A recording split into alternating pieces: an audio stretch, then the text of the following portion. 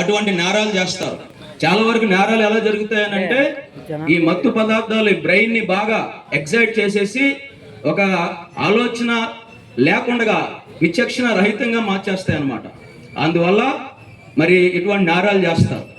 ఇటువంటి దుర్వ్యసనాలకు లోను కాకుండా ఉంటే వ్యక్తి బాగుంటాడు, ఫ్యామిలీ బాగుంటుంది, సమాజం కూడా బాగుంటుంది.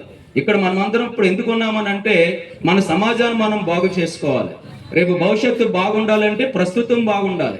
అయిపోయింది, పాస్ట్ ఈజ్ పాస్ట్. అది చల్లని చెక్కు లాంటిది, దాన్ని ఎవరు మార్చలేరు. కానీ వర్తమానం ప్రజెంట్ అనేది చాలా ముఖ్యం. ఇప్పుడు కనుక మనం మంచి నిర్ణయాలు తీసుకుంటే, ఇప్పుడు కనుక మన విలువలు కలిగి నిజాయితీ కలిగి ఒక పౌరుడిగా బాధ్యతగా వ్యవహరిస్తే మన భవిష్యత్తు బాగుంటుంది.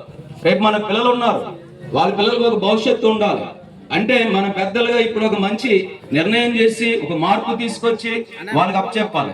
అప్పుడు ఆ పిల్లలు మనకంటే బెటర్ లైఫ్ ని అనుభవిస్తారు. కాబట్టి ఎవరైనా మన పిల్లలు పాడైపోవాలని మనం కోరుకోం, వారు బాగుండాలనే కోరుకుంటాం.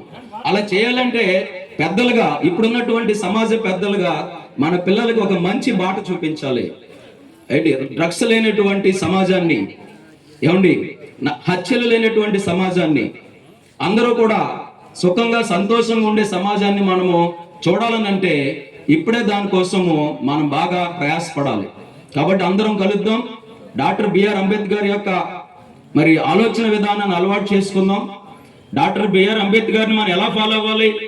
ఆయన ఎన్నో ఒడిదుడుకుల మధ్య, ఎంతో అణచివేత మధ్య కష్టపడి చదువుకున్నాడు. లైట్లు కూడా లేనప్పుడు ఆ స్ట్రీట్ లైట్ల కింద కూర్చుని చదువుకున్నాడు. రోజుకు 18 గంటలు చదివి చాలా మేధస్సును సంపాదించాడు. ప్రపంచ దేశాలు తిరిగి జ్ఞానం సంపాదించుకుని రాజ్యాంగాన్ని ఆయన రచించాడు. మన ఆయన వారసులుగా మనం ఏం చేయాలి? మనం కూడా బాగా చదువుకోవాలి, మనం కూడా రాజ్యాంగ ఫలాలను అనుభవించాలి. ఆ విధంగా సమాజంగా మనం ఎదగాలి. మిగతా వర్గాలతో కలిసి మనం బ్రతికే అవకాశం మనకు ఉండాలి. మనకు గౌరవం వచ్చి తీరాల్సిందే. అలా రావాలనంటే మనకున్న అవకాశాలు మనం సద్వినియోగం చేసుకోవాలి.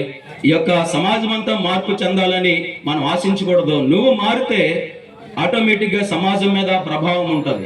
ఒక చిన్న దీపం వెలిగించబడితే ఆ చుట్టూ ఉన్న చీకటి తొలగిపోద్ది.